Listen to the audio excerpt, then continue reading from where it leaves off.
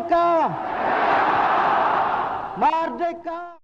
Assalamualaikum warahmatullahi wabarakatuh. Alhamdulillahirabbil alamin. Wassalatu wassalamu ala asyrafil anbiya'i wal mursalin wa ala alihi wa ashabihi wa man da'a bi da'watihi ila yaumil la raiba fihi fa amma ba'd. Yang dihormati lagi dikasihi yang berbahagia Profesor Datin Paduka Datuk Dr. Ramlah Adam, Pakar Sejarah Majlis Profesor Negara, tuan-tuan dan puan-puan para penonton yang dirahmati Allah sekalian. Program kempen Cintailah Negara Kita sempena sambutan Bulan Kemerdekaan tahun 2021 peringkat wilayah persekutuan yang akan membincangkan tajuk Darah Pejuang, Pejuang Mencapai Kemerdekaan dan Konflik. Jangan lupa tekan like dan share untuk manfaat rakan-rakan Facebook, warga maya yang lain, serta tanda sokongan anda semua kepada program pada kali ini. Jangan lupa juga jaga diri serta keluarga dan jaga SOP, pakai pelitup muka, jaga penjarakan dan kerap membasuh tangan kerana COVID-19 masih ada bersama dengan kita. Tuan-tuan dan puan-puan, para penonton yang dirahmati Allah Subhanahu wa taala sekalian, objektif bual bicara kempen Cintailah Negara Kita adalah bertujuan untuk menyemarakkan lagi dan membangkitkan semangat patriotisme di kalangan masyarakat supaya cintakan negara Malaysia dengan penceritaan mengingati sejarah. Secara tidak langsung kita semua menghargai nikmat kemerdekaan serta jasa-jasa pemimpin-pemimpin terdahulu dalam memperjuangkan kemerdekaan negara sehingga kita dapat merasai sebuah kemerdekaan. Sebelum kita memulakan perbincangan bual bicara pada petang ini, marilah kita perkenalan dahulu bersama tetamu jemputan kita yang tidak asing lagi, iaitu Profesor Datin Paduka Datuk Dr. Ramlah Adam, Pakar Sejarah Majlis Profesor Negara. Selamat datang Prof ke program kita pada petang ini. Terima kasih. Okay. Prof sihat ke? Sihat, alhamdulillah, insyaAllah. Alhamdulillah, Prof. Alhamdulillah. Dapat juga kita bersiar pada petang ini dan kita senantiasa mendoakan Prof sentiasa diberikan kesihatan yang berterusan supaya dapat meneruskan usaha menjelaskan tentang sejarah negara kita kepada generasi baru, khasnya kerana Prof merupakan pakar dan permata negara kita dalam bidang sejarah negara Malaysia yang tercinta ini. Amin. Baiklah tuan-tuan dan puan-puan yang dikasihi Allah sekalian, secara ringkasnya Prof Datin Paduka Datuk Dr. Ramlah Adam merupakan pensyarah ataupun profesor di Universiti Malaya. Beliau juga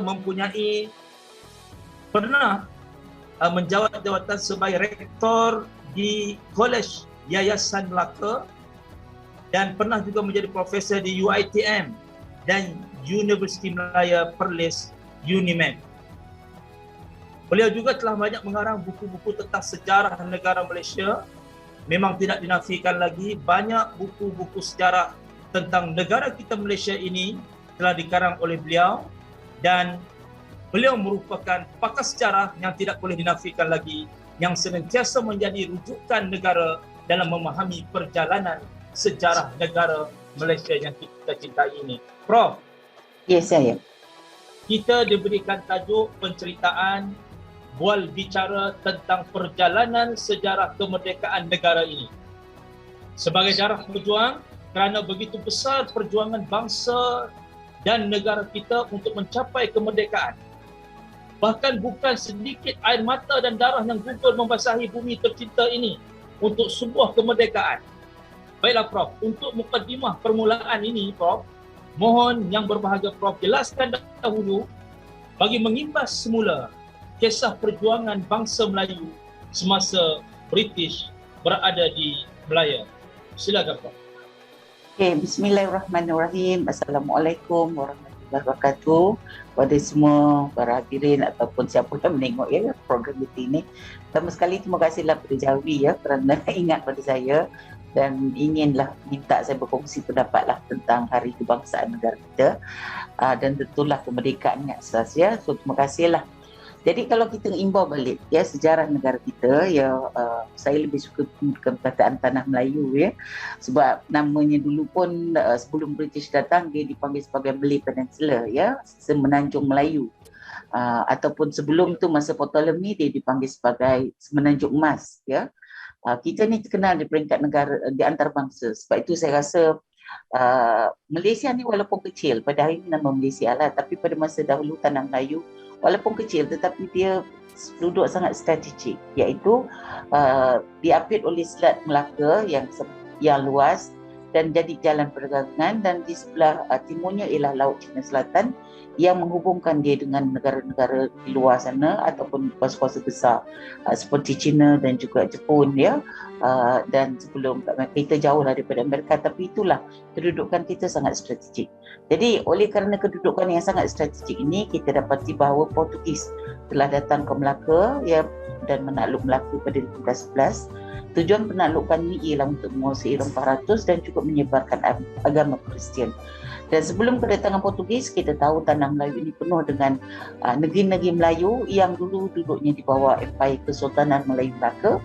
Dan apabila Portugis jatuhkan dia pada 1511, yang jatuh sebenarnya hanyalah kota Melaka, iaitu negeri Melaka yang kecil tu ya, yang terletak di kuala Sungai Melaka. Tetapi empire-nya yang meliputi seluruh tanah Melayu sehingga ke selatan Thailand iaitu Patani ya, dan juga sebelah pantai timur Sumatera, pantai barat Sumatera, sepanjang pantai barat Sumatera kecuali Aceh adalah di bawah naungan Melaka. Jadi bagi saya itu adalah sebuah kerajaan yang besar dan hebat, dan dia adalah pengasas kepada tamadun Melayu ataupun tamadun negara kita pada hari ini. Kenapa saya kata begitu? Saya kena kaitkan ini sebab sebelum kedatangan Portugis dan lepas itu diikuti oleh Belanda, British ya, dan Jepun, dan British kemudian sebelum kita merdeka, sebenarnya negara kita telah ada tamadun ya, walaupun dia kecil. Tamadunnya ialah apabila Kesultanan Melaka telah mempunyai apa kita kata sebuah empire, sebuah kesultanan yang diketuai oleh raja, dan raja ini adalah institusi yang wajib. Kalau tak ada raja, dia tak ada kerajaan ya, sebab kerajaan, masih ingat tu, raja itu dah asas kepada kerajaan Melayu tu. Jadi kalau tak ada raja sebagai ketua negara, ketua empire, ketua kesultanan, maka kerajaan Melayu itu tidak wujud. Sebab itu walaupun dia kecil macam Gangga Negara ya, sebelum Melaka muncul, kita ada kerajaan Gangga Negara di Perak sana. Dia juga adalah sebuah kesultanan yang diketuai oleh seorang raja. Jadi bila tiba Islam, maka Islam itu telah menjadi suatu sistem kepercayaan, keimanan orang-orang Melayu di sini melalui Kesultanan Melaka jadi penyebarnya. Dan lepas tu Islam juga adalah cara hidup, dan Islam juga adalah perundangan yang digunakan oleh Kesultanan Melaka dalam hukum kanun Melaka ya, yang menggabungkan perundangan Islam ataupun arahan-arahan agama Islam seperti nikah kahwin dan sebagainya dengan adat istiadat Melayu. Jadi kita kena faham sebelum kedatangan Barat ya, kita telah ada tradisi dan tamadun yang kita perpanjangkan sampai hari ini. Kenapa? Kerana Portugis memang dia menjajah Melaka, tetapi daerah-daerah yang di bawah takluk Melaka terlepas daripada cekapan Portugis. Dan memang negeri-negeri Melayu seperti Johor ya, bila Melaka pindah ke Johor, begitu juga Jambi, Aceh ya, Pahang, Riau, Lindu, mereka cuba bersatu dan cuba mengambil semula Melaka, tetapi gagal ya. Lepas itu Belanda telah mengalahkan Portugis di Melaka, dan lepas itu British tukar ganti dengan Belanda, dan akhirnya kita dapati Melaka menjadi satu negeri yang sangat apa kita kata fragile dari segi sentiasa dijajah oleh kuasa-kuasa luas, kerana kedudukan Melaka sangat strategik ya, iaitu dia pelabuhan yang boleh dikawal Selat Melaka. Sebab itu dan dia duduk di tengah-tengah. Pulau Pinang ada juga diambil oleh British atau disewa oleh British, tetapi Melaka itu lagi dekat. Tetapi bila dia dapat Singapura dalam tahun 1819, maka British telah mempunyai satu port bebas, satu kawasan yang dia dapat menampung orang yang datang daripada utara Selat Melaka dan juga orang nak pergi melintas ke Laut Cina Selatan. Sebab itu bagi saya penguasaan penjajahan bukan sahaja British, kita start pada Portugis, Belanda, British dan Jepun sudahnya pada tahun 42 ya, Perang Dunia Kedua, Jepun menguasai kita sehingga 1945 sebelum British datang masuk. Bagi saya sejarah kita sangat gemilang, dan oleh kerana kegemilangannya itulah kuasa-kuasa luar telah datang dan menguasai kita. Dan penguasaan luar ini adalah satu perkara yang memang sangat tragidik ya, sangat menyedihkan dalam sejarah negara kita, kerana dengan itu kita punya sistem kerajaan tempatan, sistem perundangan kita, sistem perekonomian kita, sistem kemasyarakatan kita, malah sistem kepercayaan kita juga telah dicabar oleh kuasa-kuasa luar. Portugis memang telah mengislamkan banyak orang Melayu yang tak dapat lari daripada Melaka menjadi Kristian. Sebab itulah kita ada keturunan orang-orang yang kita kata namanya Kristian di Melaka tu, tetapi kulitnya macam orang Melayu ya. Itu tak dapat dielakkan, bukan salah mereka, sebab bila berperang bukan semua orang yang dapat lari ikut sultan ya. Sultan pun kita dapati kalau kita baca sejarah, dia terpaksa bergerak dengan rombongannya ya, dengan permaisurinya, orang istananya, pembesarnya, untuk bergerak daripada Melaka, dia pergi bergerak ke Pahang, lepas tu ke Muar, ke Johor, lepas tu akhirnya pergi ke Pentan ya, lepas tu ke Riau Lingga, lepas tu dia balik ke Palembang ataupun di kapal di Sumatera Selatan. Sebab ini sebenarnya kalau kita kena faham adalah jajahan takluk Melayu ya, jajahan takluk Melaka atau Empire Melaka. Dia meliputi semua kawasan. Bukan setakat Melaka. Melaka jatuh tak apa. Melaka jatuh betul, tetapi dari segi penguasaan Empire itu adalah Empire Melayu. Sebab itu kita dapati Sultan Mahmud Shah apabila dia kalah dalam perang dengan Portugis, dia telah boleh bergerak dan dia diterima di mana-mana jajahan Melaka dan mendaulatkan baginda sebagai raja, sehinggalah akhirnya baginda berpindah ke Kampar di Sumatera dan baginda mangkat pada tahun 1528. Tetapi anaknya kemudian Sultan Alauddin Rakyat Shah II telah datang ke Johor dan membina kerajaan Johor Riau Lingga. Dan daripada situ juga mereka bina kerajaan di Riau Lingga, dan lepas itu kita dapati muncul kesultanan dan sebagainya. Jadi yang saya nak tekankan di sini ialah mengimbau balik penjajahan luar. Sebenarnya itu sangat menyedihkan kerana dia menghapuskan kekuatan kita sebagai sebuah empire, sebagai sebuah bangsa, sebagai sebuah agama. Dan Portugis memang menggunakan Kristian sebagai slogan penyebaran kedatangannya di sini. Tetapi tidak Belanda, dia Protestan kan. Lepas tu British tidak terlalu mengagungkan agama Kristian. Tetapi itu pula dilakukan oleh mubalik-mubalik Kristian, sehingga timbulnya kita kata gereja-gereja dan juga sekolah-sekolah yang dikendalikan oleh puak Kristian, dan tersebarlah agama Kristian di tanah Melayu. Jadi maknanya penjajahan itu memang merupakan satu cerita sedih kita, tetapi kita kena belajar daripada situ bahawa kita kena mempertahankan kemerdekaan kita yang kita dapat pada hari ini, kedaulatan kita yang kita ada pada hari ini, supaya penjajahan tidak berlaku. Mungkin penjajahan dulu peperangan, orang berperang ya, bersemuka. Tetapi hari ini penjajahan boleh berlaku dalam bentuk macam-macam, sama ada kebudayaan, ya kita tahu tu dalam budaya kuning mesti satu masa orang sebut, atau dalam ekonomi, penjajahan ekonomi, ataupun penjajahan politik. Misalnya kita ada COVID-19 sekarang, kita kena beli ubat-ubat ataupun vaccination daripada Amerika, daripada China, daripada Jerman, daripada serta dunia barat, dan kita kena ikut harga mereka. Walaupun kita dapat mahal, dan kita dapat vaksin yang lambat, sebab mereka pun ada cara-cara mereka nak melemahkan kita punya masyarakat. So bagi saya itulah penjajahan atau penguasaan orang luar itu memang tak dapat dielakkan. Tetapi selagi kita sedar, kita kena bagi tahu pada generasi kita pada hari ini bahawa kita mesti ada jati diri, kan? Kita mesti ada rasa sayangkan bangsa, sayangkan negara, terutama negara kita, sebab ini negara kita, rumah kita. Kita kena sayang. Kalau kita tak sayang, kita akan biarkan saja siapa yang menceroboh, siapa yang melanggar kita, dan siapa yang akan menghancurkan identiti kita. So bagi saya, mengimbau balik penjajahan itulah yang boleh kita belajar daripada sana. Ya Prof. Ya, terima kasih di atas penjelasan itu tadi. Seperti yang Prof sebutkan tadi, penjajahan adalah sesuatu yang amat menyedihkan. Namun begitu saya percaya ada golongan-golongan tertentu yang memainkan peranan, seperti golongan wanita umpamanya, mungkin ahli politik, guru-guru dan agamawan. Pada ketika itu, bagaimana mereka memainkan peranan dalam perjuangan bagi mencapai kemerdekaan? Okey. Sebenarnya apabila kita dijajah oleh penjajahan selama 400 50 tahun kan, lebih kurang begitulah, daripada 1511 sampai 1957 ya. Sepanjang tempoh itu 2-3 decade, 2-3 ratus tahun lebih saya rasa ya, memang lebih. 1511 sampai 1957. Beratus tahun kita dijajah. Jadi apabila kita ada kesedaran ya, pada awal kurun ke-20 British memperkenalkan sistem pendidikan ya kepada kita. Pada masa dahulu sistem pendidikan kita adalah pendidikan agama ya. Pendidikan agama yang diajar oleh ustaz-ustaz ataupun kiai-kiai, ataupun di tanah Melayu ini kita panggil tok guru ya. Dan ini kita dilakukan sejak awal kurun ke-20, 1906.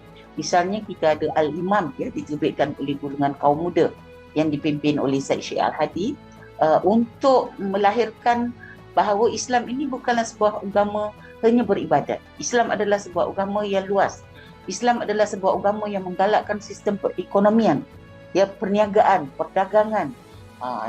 Lepas itu Islam juga adalah agama yang menggalakkan tentang kemakmuran hidup, ya. Islam juga menggalakkan kita supaya mempunyai sistem kerajaan yang kukuh. Jadi semua pendapat-pendapat ini telah dimulakan oleh gerakan Pan-Islamism ya di Timur Tengah sana. Sebab itu kita banyak ustaz-ustaz kita ataupun orang-orang tua kita pada masa dahulu pergi ke Mekah, menaun di sana atau duduk di sana lama-lama, dan mereka belajar secara informal terhadap pendidikan Islam. Tapi ada juga yang belajar ke Universiti Azhar ya. Ada juga yang belajar ke sekolah-sekolah pondok, sekolah-sekolah agama, madrasah yang dibina di tanah Melayu. So golongan agamawan ini ataupun golongan yang berpendidikan agama Islam ini adalah orang-orang yang sebenarnya juga adalah ahli perniagaan. Misalnya Syed Syekh Al-Hadi, dia seorang saudagar ya. Dia buka syarikat percetakan jelutung ya. Dia juga membuka sebuah akhbar saudara ya di Pulau Pinang.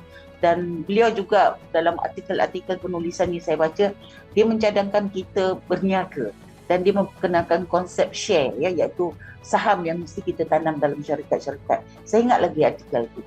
Bagi saya ini adalah ejen-ejen ataupun perkara-perkara yang dibangkitkan oleh cerik pandai Melayu yang yang berpendidikan Islam ya. Mereka kebanyakannya seperti selain daripada Syed Syekh Al-Hadi, kita ada Syekh Tahir Jalaluddin ya. Syekh Tahir Jalaluddin adalah mufti di Perak, sangat terkenal. Lepas tu kita ada juga Tok Kenali ya daripada Kelantan.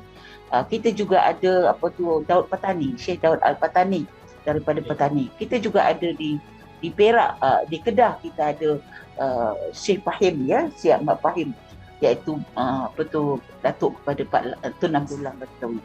So bagi saya sekolah pondok dan madrasah ini memainkan peranan. So mereka menyedarkan masyarakat Melayu pada awal sekali.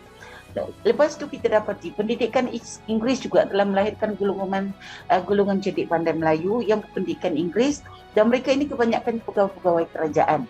Walaupun mereka bukanlah pegawai kerajaan kelas 1, sebab pada masa British dulu kita ada MCS, Malayan Civil Service, dan juga Malay Administrative Service, MAS ya. So yang orang Melayu dimasukkan di situ, tetapi kedudukan lebih rendah daripada MCS. Kerana mereka telah bekerja dalam berpuluh tahun ya, 12 tahun, 15 tahun, barulah mereka ni ditimbang untuk menaiki MCS. MCS ini untuk British saja. So sebab kita dapati apa pun yang kita nak beritahu ialah mereka ini mendapat pendidikan dan mereka menjadi pegawai takbir. British lantik mereka sebagai pegawai takbir kelas 2. Magistrate lah, mereka tak dilantik sebagai hakim lah kan, tapi dilantik sebagai magistrate. Macam misalnya Muhammad, dia pernah jadi magistrate. Lepas tu kita dapati pegawai takbir lain, misalnya datuk-datuk ataupun yang kemudian menjadi menteri besar, seperti misalnya kita tengok Datuk Hamzah Abdullah, Menteri Besar Selangor, dia adalah pegawai kanan kerajaan ya. Itu juga misalnya kita kata orang profesional Melayu yang pada masa itu sikit, tapi mainkan peranan sebagai penyedar kepada semangat kebangsaan kita, seperti apa kita kata Datuk Panglima Bukit Gantang, atau nama penuhnya ialah Datuk Muda Wahab ya, Haji Wahab Abdul Aziz. Begitu juga Datuk Ni Amah Kamil daripada Kelantan. Begitu juga Datuk Mahmud Mat ya daripada Pahang. Ini semua pegawai takbir Melayu yang dalam masyarakat Melayu mereka duduk hierarki yang tinggi, sebab mereka selalunya menjadi penasihat sultan dalam masa yang sama, ataupun menjadi setiausaha kerajaan ya pada negeri. Jadi kita lihat di sini bahawa peranan kaum pentadbir ini penting, sebab mereka walaupun mereka tidak menulis macam wartawan ya, macam apa kita kata orang-orang surat khabar, tetapi mereka ini sebenarnya pegang dasar. Dan mereka ini melalui dasar itu mereka telah apa kita kata berjaya menunjukkan rasa sayang kepada bangsanya. Misalnya kita ambil Seraja Culan. Raja Culan ibni almarhum Sultan Abdullah. Sultan Abdullah yang dibuang di Pulau Seychelles ya, apabila ada gerakan bunuh British ya, ingatkan peristiwa tu. Raja Seculan ini dijadikan sebagai pegawai takbir kanan dan dia menjadi anggota Federal Council di Kuala Lumpur, dan beliaulah yang telah membangkitkan soal misalnya perlunya ada suatu bahagian untuk pentadbiran khas untuk orang Melayu iaitu MAS ya. Lepas tu dia juga cadangkan perlunya tanah-tanah orang-orang Melayu ini direservekan kedudukannya dalam tanah simpanan Melayu. 1928 kalau tak silap, beliau bangkitkan ini di dalam apa kita kata mesyuarat-mesyuarat dengan British. Begitu juga dengan penubuhan askar Melayu Diraja pada tahun 1933. Ini telah disuarakan oleh raja-raja Melayu dan disampaikan oleh pembesar-pembesar Melayu yang menjadi wakil seperti kita kata Datuk Abdullah Dahan ya, daripada Negeri Sembilan, yang menyuarakan beri sokongan supaya satu pasukan askar Melayu diadakan. Dan akhirnya British ikut pada tahun 1933 walaupun jumlahnya 25 orang, tetapi masa berlalu dan hari ini askar Melayu Diraja adalah satu pasukan keselamatan ketenteraan kita yang hebat. Jadi maknanya pegawai takbir ini mainkan peranan di situ. Jadi salah kalau kita katakan banyak orang mengatakan pegawai takbir di penyokong British lah ya, mereka ini tidak mementingkan kepentingan rakyat. Tak. Dalam sejarah mereka menyuarakan, sebab orang rakyat bawah biasa pada masa itu tak ada pendidikan ya. Kebanyakan kita duduk di kampung-kampung, di hulu-hulu kampung, kita tidak ada kemudahan jalan raya, kemudahan pendidikan, kemudahan surat khabar pun tak sampai ya kalau di hulu-hulu sana tu. Yang sampai dekat pekan-pekan kecil. Di kampung saya Tujuh Batu daripada Melaka pun kita tak sampai surat khabar. Saya ingat masa saya kecil tak sampai, cuma yang ada surat khabar ialah bapa saudara saya seorang guru besar di sekolah Melayu. Itu yang membolehkan saya baca surat khabar ujung minggu, sebab kita ada utusan, kita ada surat khabar mingguan, selalu dia banyak artikel tahu. Jadi itulah cara saya pergi ke rumah dia. Saya naik bas, bayar 10 sen lagi masa itu, dan saya akan baca surat khabar itu dan saya buat balik untuk baca semula. Bapa saya bukan seorang guru, bapa saya cuma seorang pekerja biasa. Jadi tak mungkin dia ada pendedahan seperti itu. Jadi nampak tak, peranan guru-guru juga memainkan peranan penting walaupun mereka sekolah tak panggil kan. Walaupun mereka hanya setakat lepasan SITC ataupun UPSI ya, bukan UPSI, UPSI. Bukan UPSI sekarang namanya UPSI. Dulu ialah Maktab Sultan Idris, MPSI. Itu dia ya.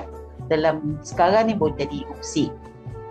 Nah, bagi saya guru-guru mainkan peranan. Guru ini adalah orang-orang yang merupakan orang pandai atau cerdik pandai yang ada di kampung-kampung ya, sebab mereka guru di sekolah-sekolah Melayu, sekolah TAP lah masa itu ya. Kenapa kita namakan sekolah TAP? Memang pada masa itu saya ingat masa saya dulu sekolah Melayu saya adalah terdiri daripada 5 kelas, satu bangunan kayu, lantainya kayu, tapi atapnya itu tidak pakai atap lipat, tapi dah digenting dah masa itu ya. Tapi mungkin sekolah saya itu dekat dengan bandar Tujuh Batu saja. Jadi tapi di luar-luar bandar semua atap, pakai atap. Sebab itu nama sekolah atap dia. Dan darjahnya sampai darjah 5. Darjah 5. Jadi darjah 5 lepas tu tak ada sekolah menengah. Ya, semua orang sama ada kalau pandai dapatlah jadi masuk latihan tak jadi guru murid, pupil student lepas tu ya. Itu satu-satu saja. Tapi yang lain tu habis belajar mereka pergi jadi nelayan balik, jadi pergi tangkap ikan balik, pergi panjat pokok nau balik dan lepas tu buat sawah padi. Jadi maknanya sistem pendidikan yang British kenal tu sangat-sangat basic. Untuk 3M saja, membaca, menulis dan mengira, itu saja. Sebab dan British tidak kenalkan bahasa Inggeris untuk guru-guru kita, untuk pelajar-pelajar di sekolah Melayu, sebab dia tak mahu kita pandai bahasa Inggeris. Dengan itu nanti kita minta kerja kerajaan kan bahasa Inggeris. Jadi dia mahu orang Melayu terus kekal di kampung-kampung, terus kekal di desa. Tapi ada 2-3 orang lah kok yang sedar, yang ada duit, boleh hantar anak ke sekolah Inggeris. Sekolah Inggeris di bandar. Jadi yang saya nak beritahu di sini ialah bagaimana hari ini bila kita sekarang dapat pendidikan begitu mudah ya, itu mudah sangat. Maka anak-anak kita hari ini kena hargailah peluang-peluang pendidikan yang baik. Jadi kita jangan mandang remeh pada masa lepas, sebab pada masa lepas susah, ya. Saya pergi sekolah jalan kaki, dan bukan saya seorang, semua orang hari ini pergi dengan motorbike. Jadi bagi saya, guru-guru ini oleh kerana dia melihat dan dia membaca, ya, artikel-artikel, rencana-rencana surat khabar. Pada masa itu kita ada surat khabar utusan Melayu yang diterbitkan pada tahun 1939 di Singapura. Tapi bukan semua, tapi di Kuala Lumpur kita ada majlis, ya, yang diterbitkan oleh sekumpulan saudagar Melayu yang ada duit buat surat khabar majlis. Lepas tu di negeri-negeri lain kita ada saudara di Pulau Pinang, itu yang terkenal. Lepas tu Pantai Timur saya tak ingat surat khabar apa, ya. Tapi inilah 2-3 surat khabar yang disebut dalam tahun 1945 sebagai pejuang-pejuang Melayu, tetapi mereka dah ada sebelum itu. Jadi bagi saya, guru-guru dan juga wartawan memainkan peranan penting kerana mereka merupakan intelektual yang ada dalam masyarakat Melayu. Sebab kita tak ada universiti lagi, tak ada sekolah menengah, mana nak ada universiti kan. Dan British memang secara strateginya membuat perkara itu. Dan lagi satu perkara, pada masa dulu British punya jahat ni ialah kita semua belajar tulisan Jawi. Tok nenek kita memang kalau dia pandai ulama, dia mesti tulisan Jawi kan. Dan sebab itu kitab-kitab agama kita, begitu juga surat khabar kita. Kali pertama diterbitkan dalam tulisan Jawi. Begitu juga surat khabar pertama yang diterbitkan oleh seorang baba peranakan. Jawi peranakan namanya kan. Sebab dia baba, so dia peranakan Melayu campur Cina tu, dia ambil budaya kita lah. Dia tak Islam. Baba peranakan dalam tulisan Jawi. Utusan Melayu pun dalam tulisan Jawi. Majlis pun dalam tulisan Jawi. Nah, hari ini semua dah pakai Rumi. Kenapa?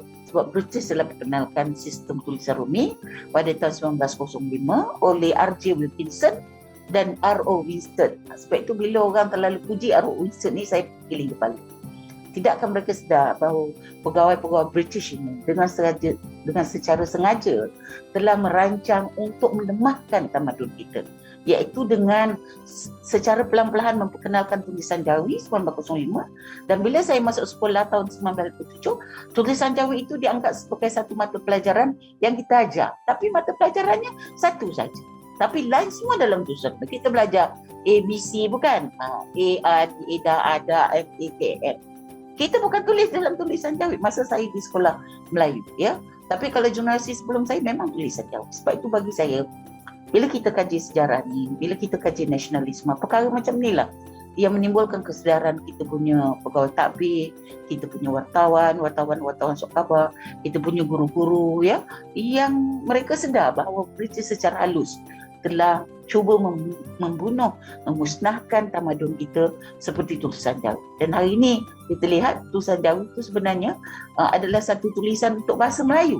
Sebelum ada tulisan Rumi, ada bahasa Melayu. Tapi bila kita nak ajar dalam silibus sekolah, ada pihak yang menentang. Dia kata itu nak menjadi orang Islam. Selama ini tulisan Jawi berapa banyak yang kita dapat Islamkan orang bukan Islam, orang bukan agama Islam.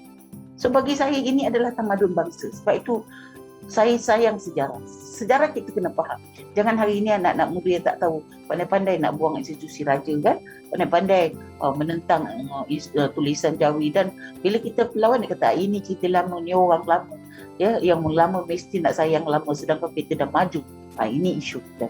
Sebab itu bagi saya, bila kita imbau balik tentang gerakan tentang British ataupun kemunculan gerakan nasionalisme, ya, di tanah Melayu yang menjadi asas kepada gerakan politik kita selepas itu, semua pihak yang berpendidikan, walaupun minimum pendidikan mereka, ya, sekolah Melayu saja ataupun sekolah Inggeris sampai junior Cambridge, ada yang pandai senior Cambridge itu satu-satu saja, dan mereka ini dapat peluang melanjutkan pelajaran di luar negara. Dan selalunya mereka adalah anak-anak orang besar, ya. Misalnya ini sejarah, ya, misalnya anak Tun Abdul Razak, dia adalah orang kaya besar 4 Shah Bandar. Dan bila dia lulus, bila dia mereka masuk MCKK, itu memang British.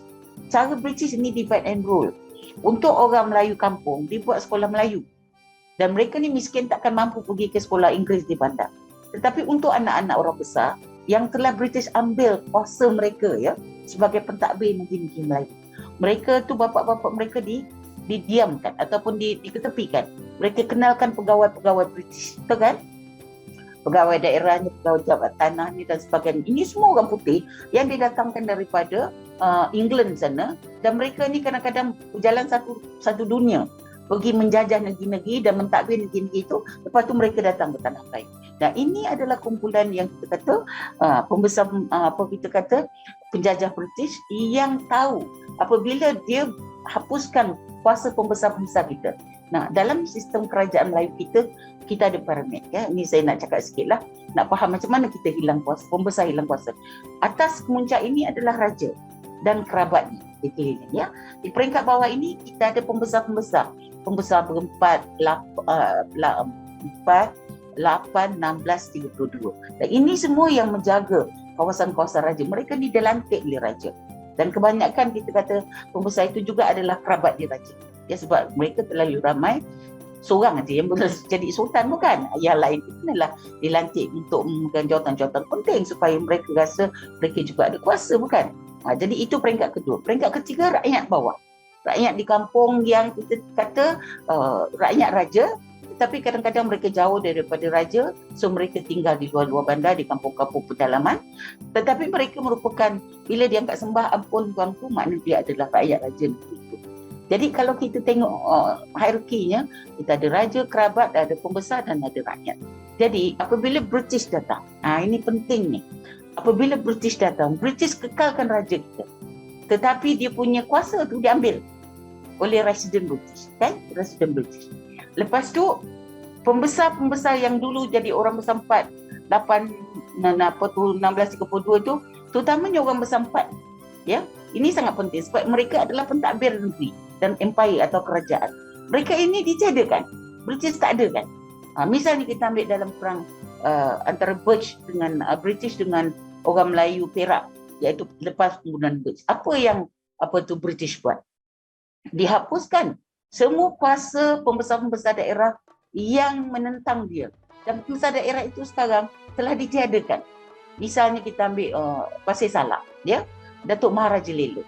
Dia itu adalah seorang yang sangat penting kedudukannya sebab dia punya dasar ialah dia pancung tak bertanya. Maksudnya kuasa dia full, bukan sultan. Sultan bagi dia, maknanya kalau dia marah tu, dia pancung, dia tak tanya apa. Dia kata orang tu salah, dia pancung. Ini bukan kejam, tetapi itu kuasa yang diberi pada dia. Macam kita pada hari ini juga, kan? Perlembagaan kita kan memberi kuasa kepada Yang di-Pertuan Agong, kepada Perdana Menteri, kepada Menteri, bukan? Sama lah macam tu dulu. Jadi bila kita dapati sultan-sultan kita ini, kita kata melantik pembesar-pembesar, dia melantik orang-orang yang dia percaya ini. Jadi British bila datang, dia buang ni lapisan ni. Dia buang. Jadi apa yang dibuat, rakyat dia tak buang, ya. Rakyat kekal, rakyat di kampung dia tak ganggu. Yang dia pegang ialah bekerjasama dengan sultan, ataupun kadang-kadang sultan itu kalau tak ikut cakap dia akan ancam, ya, bahawa dia akan diganti, sultan akan digantikan dengan orang lain. Jadi sultan terpaksa bekerjasama dengan British, ya. Tetapi pembesar ni tak ada pilihan. Dia berhentikan tu, maka dia lantiklah ketua pejabat polis misalnya. Dia start buat sistem kerajaan. Ketua pejabat polis orang putih, ya. Ketua surveyor orang putih. Ketua pendidikan, ya, pejabat pendidikan, RO Winston orang putih, ya. Lepas tu apa lagi? Hasil cukai, pungutan cukai, revenue collection, ya, atau revenue collector orang putih. Jadi semua ni dipenuhi dengan kita kata pegawai-pegawai Inggeris. Jadi orang Melayu bekerja di bawah ni. Jadi kerani lah, jadi typist lah, jadi pion lah, jadi security lah, jadi driver lah. Itulah yang British buat. Tapi anak pembesar-pembesar kita, dia naikkan taraf. Dia tak adalah suruh bawah sangat. Tapi dia naikkan taraf, jadi pegawai, tetapi pegawai kelas 2. Jadi, you kena faham. Ini cara penjajah mentadbir kita. Jadi, kita bila baca sejarah, kita kena faham. Bukan kita baca je. Kenapa dia jadikan kita kelas 2? Supaya kita tidak hebat. Kita tak kuat. Jadi, ini semua mendatangkan rasa tak puas hati pada pegawai-pegawai kita. Mungkin mereka tak bersuara. Mereka tak tentang British. Itu perangai kita. Kita selalu akur dengan ketua, kan? Macam mana tak puas hati pun kita sabarkan dia. Ya, itu perangai Melayu lah. Cuma hari ni saya tengok barulah orang Melayu tu memberontak, kan? Bercakap macam-macam. Dulu-dulu tak ada. Kita cerita ni zaman nak merdeka ni. Ya, jadi bagi saya ini kita faham. Sebab itu bila kita kata peranan gerakan nasionalisme ini, semua isu yang berkaitan dengan bangsa Melayu ditimbulkan oleh semua pihak, ya. Sama ada pegawai takbir, ya, bukan semua. Mereka jalankan tugas tapi mereka bermesyuarat dan mereka berkumpul tu mereka buat cadangan. Macam saya kata tadi, penubuhan MCKK kan, Maktab Melayu Kuala Kangsar. Dulu sangat elit tu. Hari ini biasa, dia jadi sekolah menengah biasa. Ini 1905, you bayangkan masa tu hutan belantara ya. Tetapi kita ada satu sekolah menengah elit untuk anak-anak besar di Kuala Kangsar, Istana di Kuala Kangsar. Kalau kita pergi sekarang, bangunan lama masih ada lagi ya. So, lepas tu kita dapati mereka juga memisahkan orang besar dengan rakyat tempatan dengan memberi jawatan-jawatan. Jadi semua perkara ini orang yang nampak, orang yang cerdik, dia nampak ini sebenarnya memisahkan kita. Jadi siapa yang sedar, terutamanya wartawan-wartawan dan juga cikgu-cikgu yang sedar tentang tu perbezaan keadaan mereka bangkitkan isu. Misalnya juga soal bahasa Melayu. Bila British jajah, dia gunakan bahasa Inggeris. Jadi saya ingat bila saya baca Warta Melaya kan, Datuk On Jaafar ya, masa itu dia belum Datuk lah, dia On Jaafar je namanya. Tapi dia anak Menteri Besar Johor, tetapi bapaknya meninggal, dia telah dihalau daripada Johor kan, duduk Singapura. Maka dia pun dengan Al-Sagoh punya family, dia buat satu surat khabar namanya Warta Melaya.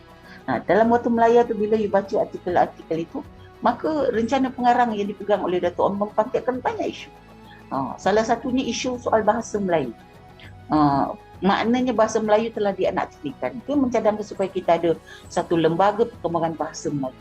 Dan akhirnya bila kita merdeka tahun 56, kita tubuhkan Dewan Bahasa dan Pustaka, dan pengerusi yang pertama siapa pengarangnya? Engku Aziz, anak saudara Datuk On. Dan masa itu Datuk On adalah ahli dalam negeri. So, kalau kita baca sejarah, kita jangan tebuk-tebuk. Kita kena tahu semua sekali supaya kita lihat bahawa perjuangan mereka adalah perjuangan untuk bangsa dan negara. Bukan, dan saya tak suka orang-orang bila dia tak baca betul ataupun dia tak tulis, so kata ni orang besar habiskan duit, orang besar ni pentingkan diri sendiri, orang besar ni penting gini. Pada mereka ada peranan. Sebab itu bagi saya kita kena baca banyaklah. Begitu juga guru-guru, walaupun mereka sekolah atap dikatakan, tapi mereka intelektual kita. Dan mereka lah yang menulis artikel-artikel, yang menulis sajak, yang menulis novel ya, yang menulis cerita-cerita pendek. Untuk kita baca, untuk orang pada masa itu baca dan dapat kesedaran. Bila saya baca pun saya sedar. Misalnya Isa Haji Muhammad, guru misalnya Ponggok ya, dan banyak guru-guru lain juga, Harun Amin Rashid ya, nama tu. Isa Haji Muhammad misalnya buat novel Anak Mak Lela Gila ya, atau Puteri Gunung Tahan. Itu semua menceritakan bagaimana sentimen kebanggaan menjadi orang tempatan dan orang putih itu menjadi orang yang tidak disukai. Jadi bagi saya sebagai kesimpulan, perjuangan kita untuk melahirkan semangat kebangsaan, semangat kesedaran, bagi melahirkan kesedaran untuk kita membela bangsa kita, agama kita, bahasa kita, sastra kita, kebajikan kita telah dibuat sejak daripada zaman Al-Imam ataupun sejak golongan Islam ya. Golongan Islam sebenarnya bagi saya golongan Islam tepat. Kita kata agamawan itu umum dan bukan semua orang ustaz yang sedar tentang isu ni. Banyak orang yang mengajar hanya benda-benda basic saja, sembahyang, puasa kan, ataupun baca Al-Fatihah itu saja. Tetapi bila kita kata golongan Islam ini kalau dalam bahasa lain ialah golongan muda, kaum muda ya, kaum muda. Nah kalau bahasa hari ini reformis lah, reformis Islam ya, itu dia. Golongan Islam atau reformis Islam ini ataupun golongan kaum muda ini, mereka melihat Islam lebih daripada sebuah ibadat saja. Dia melihat Islam adalah keseluruhan cara hidup yang betul. Jadi kita dapat peranan golongan Islam, golongan kita kata pegawai-pegawai takbir ya, yang kemudian menubuhkan persatuan-persatuan negeri Melayu ya, Persatuan Melayu Selangor, Persatuan Melayu Pahang, Persatuan Melayu Perak ya, Persatuan Melayu Negeri Sembilan. Ini 4 pertubuhan yang awal.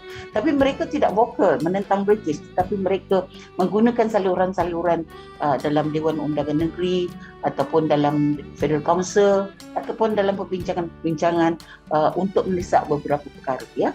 Jadi mereka wakil. Lepas tu kita dapati golongan wartawan. Ini juga mainkan peranan penting. Surat khabar telah menjadi satu obor ataupun cerna kepada idea-idea untuk memajukan bangsa, memajukan negara, memajukan bahasa juga dan juga rakyat secara umum. Dan emansipasi wanita, saya kira surat khabar mainkan peranan dalam emansipasi wanita ataupun memberi kemajuan kepada kaum wanita. Nah, wanita sebelum itu dipingit maksudnya lahir je anak perempuan, dibesarkan ya, diberi pendidikan rumah tangga, pendidikan agama mana yang boleh bagi, dan lepas tu bersedia untuk dinikahkan dan beranak pinak. Tetapi bukan semua wanita pada masa itu. Ada juga beberapa individu yang penting yang telah menegakkan kepentingan komunitas sebagai suatu anggota masyarakat yang patut dimajukan. Misalnya Ibu Zain, ya. Ibu Zain ataupun Hajah Tan Sri Zainul Sulaiman, ya. Dia adalah seorang guru daripada Johor yang telah kita kata menubuhkan sekolah perempuan secara sukarela untuk memajukan budak-budak Melayu, budak-budak perempuan yang kecil. Dan hari ini sekolah itu telah menjadi sekolah menengah yang ditanggung oleh kementerian. Beliau juga menubuhkan melahirkan Bulan Melayu, sebuah majalah yang memasukkan artikel-artikel untuk memberi kesedaran kepada wanita untuk memajukan diri sendiri. So kesedaran perempuan untuk mendapat pendidikan, diberi pendidikan, dan ibu bapa kenalah lari daripada tradisi Allah. Anak perempuan duduk kat dapur saja kan. Nah, itu orang lama cakap, saya pun masuk juga. Mak saya kata, alah kau tak payah masuk universiti, duduk kat dapur je. Besok ada orang hendak kau kahwin kan kau. Saya kata tak maulah, sebab orang perempuan boleh bercakap, boleh menjangkau lebih jauh. So ini juga yang cuba diatasi, dan ini benda bukan berlaku pada tahun 40-an, dia telah berlaku sejak tahun 1930-an. Bulan Melayu yang dibuat oleh Ibu Zain itu bukan pada 1933. Dia menjadi majalah untuk guru-guru perempuan baca, mereka sangat bangga. Lepas tu kita dapati dalam Warta Melaya yang Dato' Onn karang, dia juga menceritakan tentang wanita diberi peranan seperti orang lelaki. Dia kata alangkah baiknya seorang isteri itu mempunyai pendidikan, tahu membaca, dia boleh membantu suaminya, ya. Itu dia cakap, dia tak kata perempuan mesti bekerja masuk universiti dan sebagainya. Tak. Alangkah baiknya perempuan itu mempunyai pengetahuan membaca supaya dia boleh membantu urusan rumah tangga yang lebih baik. Jadi bagi saya semua pihak memainkan peranan, ya, macam Ustaz sebut tadi, dan peranan ini sebenarnya adalah sangat penting kerana tanpa kesedaran mereka, tanpa peranan mereka dan jerit perih mereka, maka kita hari ini orang perempuan, misal saya hari ini, tak bolehlah nak bercakap beria-ia kerana kalau saya tidak diberi peluang, ya, dan ada kesedaran daripada bapa saya, ya, untuk membiarkan saya belajar walaupun saya anak perempuan, sama peluang diberi pada semua anak-anak. Ada lelaki 5 orang, 3 perempuan, semua dibagi sekolah menengah. Ya, bagi saya ini adalah satu perkara yang telah menjadikan bangsa Melayu boleh berkembang pada hari ini kerana asasnya dibuat oleh generasi lama.